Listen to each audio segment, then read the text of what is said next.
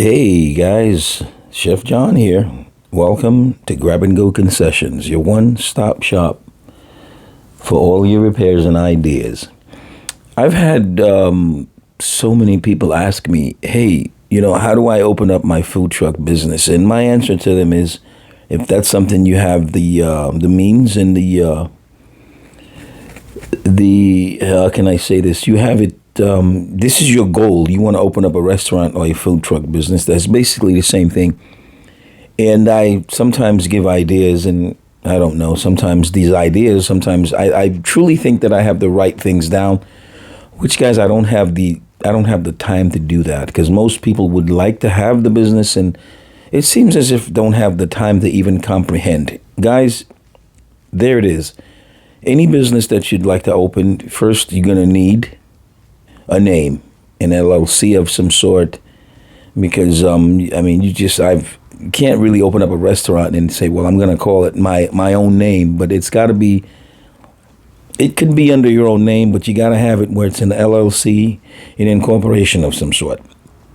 Anyway, the first thing you want to do before you get your food truck and everything else, you want to open up something. Well, you give it a name, an LLC, an incorporation. You go do that through sunbiz.org in Florida, because I'm in Florida. The second thing you do is, once you've obtained that, you get yourself your sales tax ID number. Okay? The sales tax ID number, remember, guys, I stress this enough. The sales tax ID number is not an EIN number. The EIN number is sort of like the social security of your business. Once you've obtained the EIN number, now that you got your state sales tax ID number, you got your EIN number, you're going to do what's called a ServSafe food handler's license or permit. I use servesafe.com. That's to see to it that you understand your temperatures in pretty much your way around the kitchen, especially when it comes to understanding cross-contamination, temperatures, and so on. All right. After that, the DBPR is connected with hotels and restaurant in Florida. MyFloridaLicense.com. If you're just doing a food truck, do not. I notice a lot of people focus on the Department of Agriculture in Florida. No, FDACS, these people are connected, but what you want to do is get your state license from myfloridalicense.com. You can go there and click select new business and so forth. Once you've gone through what I just previously mentioned, you're going to do a plan. If you have your food truck, of course, or trailer. Once you do that plan, you're going to submit the plan. Once you submit the plan to the myfloridaslicense.com, they'll come out. They'll inspect your food truck. Now, it's got to be at a place called a commissary. Now, what is that? I'll get to what commissary is in a minute. But once you've obtained everything I just said, you go through the inspection process. But the plan, looking at the plan right now, you got to have it where you got your plan, and then that plan has to be submitted to the state of Florida. They'll come out at the commissary, and then they'll inspect the trailer, and whether you pass inspection or not. To be honest with you, passing inspection is probably more common than none. I mean, if you don't have the hot water working properly, they actually look for. The main things these inspectors look for is cleanliness, enough space for refrigeration, which I'm going to get into as far as what is an MFD, and then the hot water and sanitation and so forth. Okay, you got to be at the commissary. The commissary is a place where actually you can store food. You can actually cook your food. Believe it or not, in the state of Florida, you don't have to have a food truck to use a commissary once you have your paperwork, your proper paperwork in food handling. Most commissaries won't have a problem for you to come in and, for instance, and use their facility for storage or even cooking. So once you've obtained those, you got yourself your license and everything. Now you're going. Let me get to the plan. The plan, before you do that, has to have it where The state, the county, know where everything is in your truck. Sort of like pulling a permit to add an addition somewhere in your house. So once you've done that, you're ready to go. Okay? Now, remember, the state of Florida, the sales tax ID number. That sales tax ID number is not for you to pay your taxes at the end of the year. A lot of people get that confused. The sales tax ID number sort of facilitates you to go buy supplies, food, or whatever it is, and you don't have to pay the sales tax. But once you've obtained your products or whatever it is, once you make a sale, you are going to collect that sales tax from the customer. And every 3 months or so, or every month, however you have it set up, that sales tax that you collect has to go back. You have to write a check or whatever it is to the state of Florida by doing your math. As far as Florida's 6.5%, 6%, it depends on where you're at. But that sales tax ID number, you have to collect sales tax because you do have the privilege when you buy food or whatever, you don't pay the taxes. But as a business, that's why an LLC, an incorporation, is important, because you can't get a sales tax ID number unless you do your incorporation, LLC, whichever it is. So that way you can send the sales tax over to the state of Florida. So a sales tax ID number is not a state. I'm sorry. A sales tax ID number is from the state of Florida itself. Actually, it is not a federal tax ID number, which is the EIN. Okay, now what is a commissary? A commissary is actually a place where you store or you can actually cook your food. In most, in this state of Florida, I'm not speaking for other states. If you have a food truck, you have to have a commissary. Most of you get to the point like a year later and be like, well, what's the sense of me having the commissary? Well, you know what? Your gray water has to be dumped. The used oil has to go to a commissary for recycling purposes. You just can't get rid of it anywhere. I know some guys that do have, storage containers. A lot of guys do store it and eventually they sell it. Well, that's a good thing if you have the space. But any waste out of your food truck has to be either cleansed, sanitized at a commissary. How do you get around the commissary? You really can't, but you can probably say, well, I'm an MFD. What is an MFD? A mobile food dispensing unit. You do have different levels of mobile dispensing units. Something called self-sufficient. Self-sufficient means that if you have enough space to store food, you got enough refrigeration space to store food, you don't need a commissary. You understand? If you have enough refrigerators in your food truck or your food trailer to be able to store everything, don't leave anything out, any leftovers for the next day. If you have enough space, you can actually you don't need a commissary. Now, can you use a restaurant as a commissary? Of course you can. You can use a restaurant as a commissary.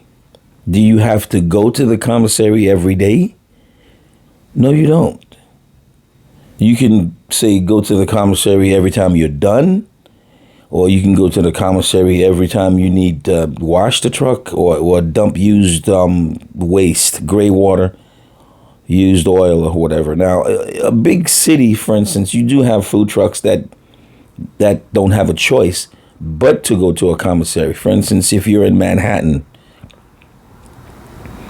and you don't have somewhere to park your truck and plug it in, you can't plug your truck in. If you can plug your truck in, you don't need a commissary to store food. You only need it to sanitize and clean the truck and everything else. I mean, some commissaries do have it. These guys are like a one-stop shop: storage, cooking, cleaning, cleansing, sanitizing. And most commissaries do require like a yearly fee. Some of them could be $1,000 a year.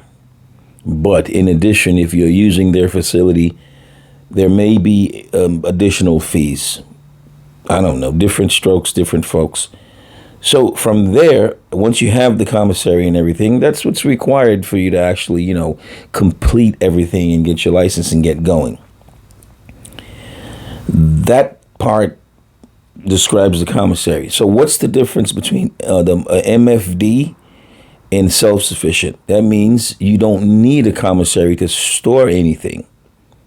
Okay? So at this point, let's get into... Okay, to keep going, once you've obtained your hotels and restaurant license, you got myfloridalicense.com, you got your tax ID, you got your EIN, you got your, what do you call it, a commissary. You're going to need yourself like a local tax receipt.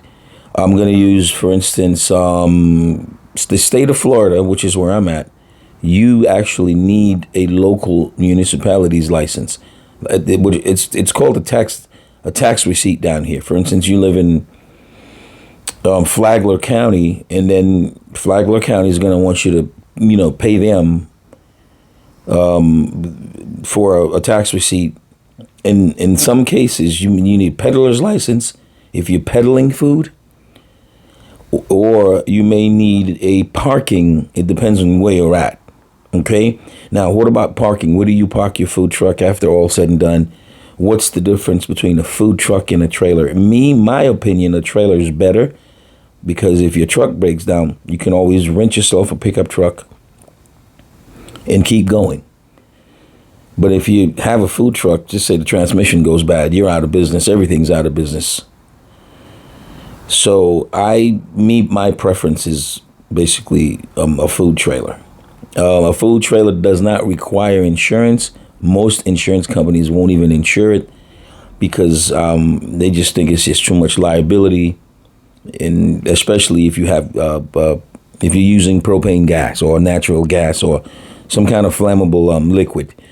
In that sense, now, why is it that I have to have all these licenses? That's just the way it is, guys. I don't know. There's another one. For instance, if you live in Flagler County and you have a gig in Orange County. In some cases, Orange County will require for you to have a different a permit for that event or even that parking spot. So that type of homework, you got to do it ahead of time. I've seen this over and over again. Guy gets into the food truck business, he gets his paperwork together, and for some reason he's not making money. That part right there has to do a lot with experience. And most times not having a plan, but don't worry, a food truck may not be successful in one part of town. Believe me, you can always go somewhere else and you just got to keep going. Well, is there money in the food truck business? There is money in the food truck business, guys. Remember, you are a rolling restaurant. Be unique. Look around and see things that people do and then kind of imitate and create your own. Okay?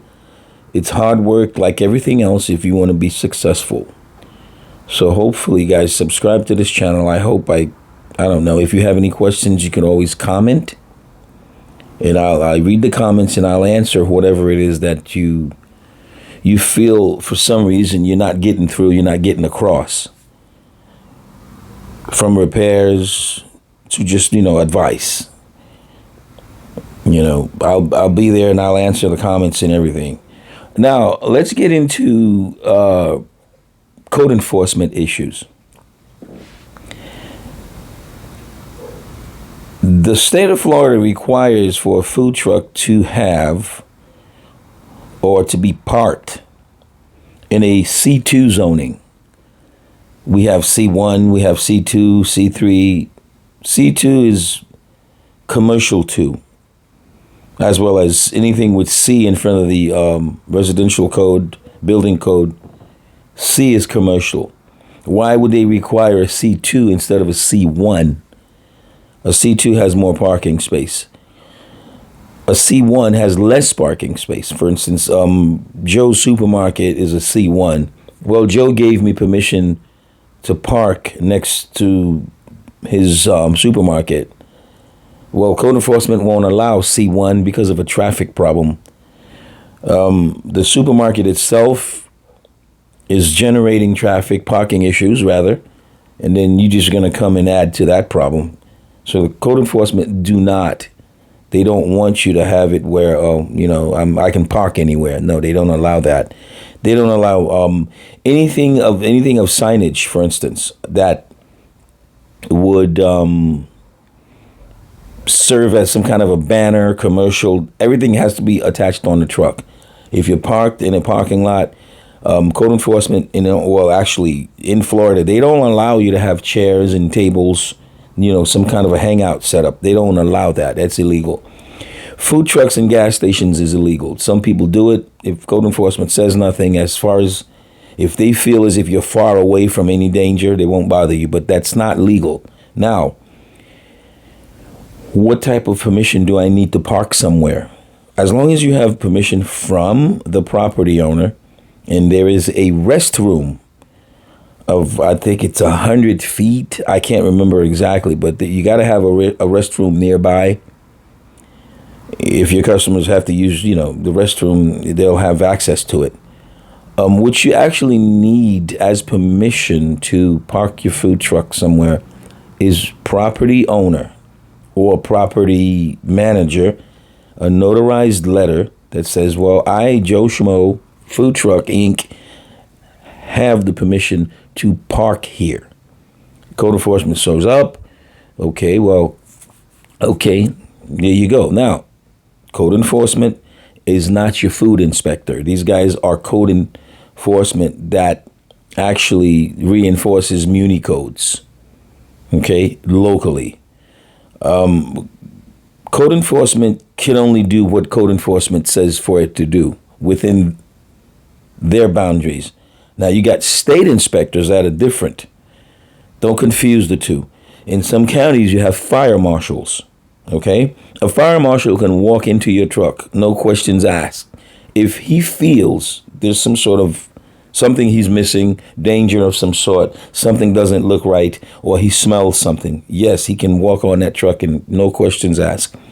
Can a food inspector from the state of Florida just walk inside your truck? No, they have to have permission. Every year when you get your inspection, yes, they have to have permission. They'll come in and then inspect your truck. Whatever's wrong, they'll tell you. And if all said and done, you're good, you just go on and renew your license. Now, who can shut you down? Code enforcement can't shut you down. The police can't shut you down. The fire marshal can shut you down. He can do that. If you're at some kind of an event, he feels there's danger, something is wrong, he can shut you down. Now, the police can trespass you, but they can't shut you down. For instance, if you get into it with code enforcement and then the police gets involved, the police can have you removed if the owner gives permission. But code enforcement themselves, they can write you up. Remember, you don't have an address. Okay, they can write you up where that location is and have the owner responsible for what's going on or whatever it is they think is not right. Okay, but as far as shut you down completely and say, for instance, put a red sticker on your truck, the state of Florida can do that and the fire marshal can do that. Anyway, let's hope that's not the issue. So now you got the permission, you can park somewhere. Some restaurants don't like food trucks. You might want to avoid that. They feel as if we don't have enough overhead. And then, so therefore we make more money. Okay? Okay, here's the most reason. Okay, guys, this is very important. Did you know the number one reason why food trucks fail is because of not understanding what you are getting into as far as HVACR is concerned, meaning ventilation. If a guy's building your food truck for you, these are the questions you need to have for him. Okay, HVACR, write that down, HVACR. Guys, please subscribe. This information is very important. The more you comment, the more videos I will make. Just be specific on a specific subject. Why am I stressing HVACR? Heating, cooling, ventilation, air conditioning, and recirculation.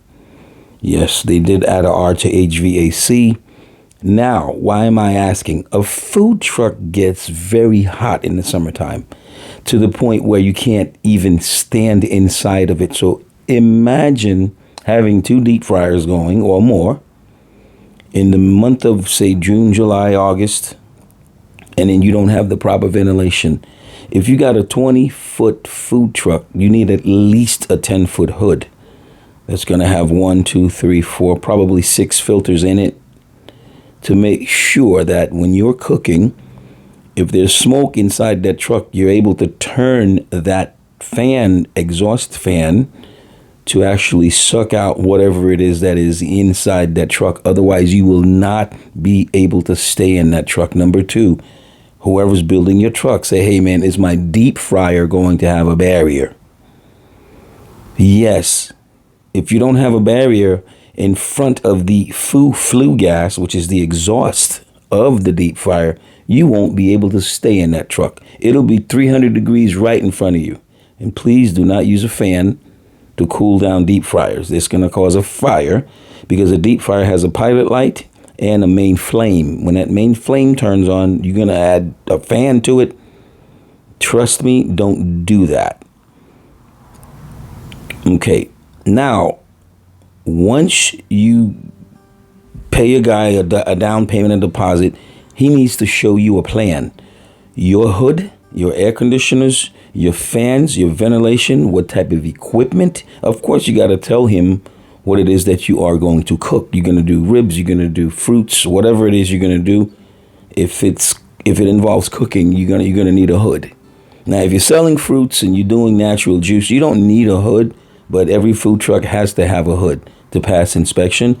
But you won't need the hood as like, I need that length of a canopy because I am doing this type of food. If you're doing a lot of frying, you're going to need one. If you're doing a lot of boiling and cooking, you are going to need the proper ventilation in that truck. Window air conditioners don't work. You need the proper exhaust fan, just like a restaurant. And if you look on top of every food truck, you see a big dome looking thing. That is your exhaust system. You need to have that. Otherwise, believe me, you will go out of business because you won't be able to stay in that truck. Okay, types of equipment. I don't know. Ice cream freezer, types of freezers. Keep asking questions. If the guy can't answer the questions, you know what? Forget it. Go somewhere else, because that is the lifetime decision that you are investing in this food truck, 80, 100 grand. You need to know types of generator. How loud is the generator? Is he going to provide a generator? Most food truck builders don't. If you go out and buy a generator, make sure it's quiet. Because if you go to events, some events don't allow loud generators. And always make sure if you can buy a 60, 50 amp generator, do it. 30 amps do suffice, but a heavy food truck, it needs at least 50 amps. Are you going to be using the 50 amps altogether? Probably not. But the more amperage you can actually provide to that food truck, the better. Me, 50 amps all the time. 6, 8, wire. I make my own plugs and stuff like that. Food truck is like an RV. A lot of things you got to be a technician to understand. If you're not a technician or you don't know someone that can do minor repairs, buying used equipment can be a problem, okay? Because just say, for instance, you bought a used food truck. The guy paid $100,000 for it 10 years ago. It's still in good shape. But you got to realize he's giving it to you for 30 grand, okay? Make sure before you buy the truck, the guy goes through it with you. You get to understand it, understand the equipment. Guys, repairs are not cheap. I just had a freezer go down, which is a true freezer, $3,500 freezer. The fan went bad. Not only, I can fix the problem, but getting to the fan is probably 10 times the work. Freezer was full, had to empty it out, had to turn it around. Of course, you got freezer, refrigerator. You got to move one item, one appliance to get to that appliance, and then sometimes turn it around. I didn't have a cubby hole in the back, so I had to turn the freezer around to replace the fan. deep fryers go bad. Most times deep fryers go bad is just because we don't understand how they work. Every now and then you got to take them apart, clean the orifices where the burners are. Now, remember, deep fryers are not plugged in. Though they have their own little wiring there, that's all self-generated. That's another page. But guys, whatever it is, if you have an appliance problem, you have an issue with electricity or whatever it is, you need a plan, you can always leave a comment, and then I promise you I'll get to you. Okay, from ventilation to refrigeration, circulation, types of canopies, types of equipment to buy. I'm the kind of person, I don't believe in cheap equipment. I don't do that simply because cheap equipment will leave you stranded. Anyway, guys, thank you for listening. Subscribe to the channel and do not hesitate to ask questions. Again, this is your Chef John from Grab and Go Concessions.